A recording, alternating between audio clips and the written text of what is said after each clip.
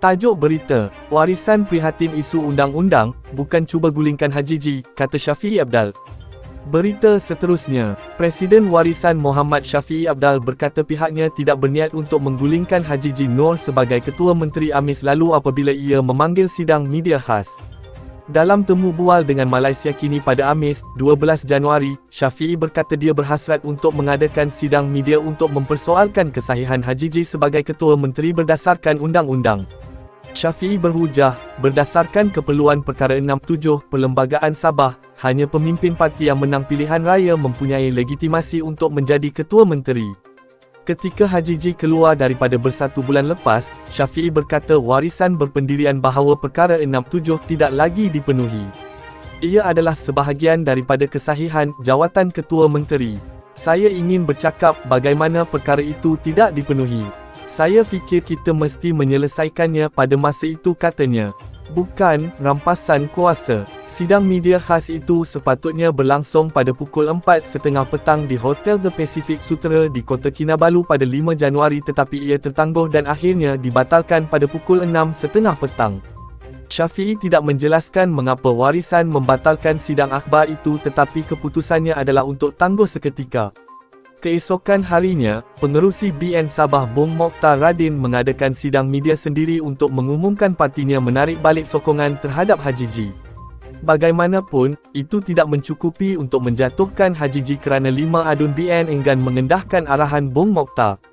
Selain itu, 7 adun Pakatan Harapan PHN berikrar menyokong Hajiji, dan seterusnya menjamin majoriti buat Hajiji. Syafiee, yang mengetuai 19 adun warisan di bangku pembangkang, menjelaskan sidang medianya akhirnya diadakan pada 7 Januari hanya selepas Bong Mokhtar membuat pengumuman dan menegaskan warisan dan BN tidak bersekongkol. Itu persepsi yang salah. Hajiji meletakkan jawatan dalam partinya dan Bong Mokhtar menarik diri daripada kerajaan. Adakah itu rampasan kuasa? Kerajaan runtuh pada satu ketika. Perkahwinan dibatalkan. Kenapa perlu warisan dipersalahkan? Itu bukan caranya, katanya. Kini setelah situasi di Sabah kelihatan reda, Syafiee menolak cadangan agar warisan boleh mencabar kesahihan Hajiji di mahkamah kerana pilihan raya negeri akan datang perlu diadakan menjelang 2025.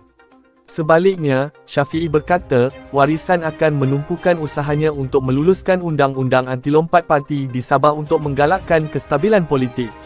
Saya mengetahui cadangan untuk membawa perkara ini ke mahkamah. Saya tahu mahkamah boleh memutuskan tetapi ia akan mengambil masa 2 atau 3 tahun. Pada masa itu pilihan raya akan diadakan juga. Sudah tiba masanya untuk kita menghentikan semua perkara karut ini dan mewujudkan undang-undang anti-lompat parti di Sabah, kata Syafiee.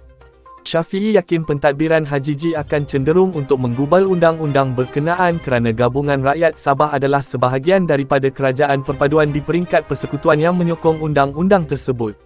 Sekian berita, kredit diberikan kepada Portal Malaysia Kini atas ihsan berita ini. Jangan terlepas daripada sebarang informasi terkini daripada pihak buletin kita. Jangan lupa like, komen, dan subscribe sebagai tanda sokongan anda kepada kami serta kongsikan video kami di media sosial, Facebook, Instagram, WhatsApp group, dan Twitter. Semoga kita semua sentiasa dilindungi daripada segala wabak penyakit, dijauhkan dari sebarang bencana dan sentiasa dimurahkan rezeki. Amin. Ya Rabbal Alamin.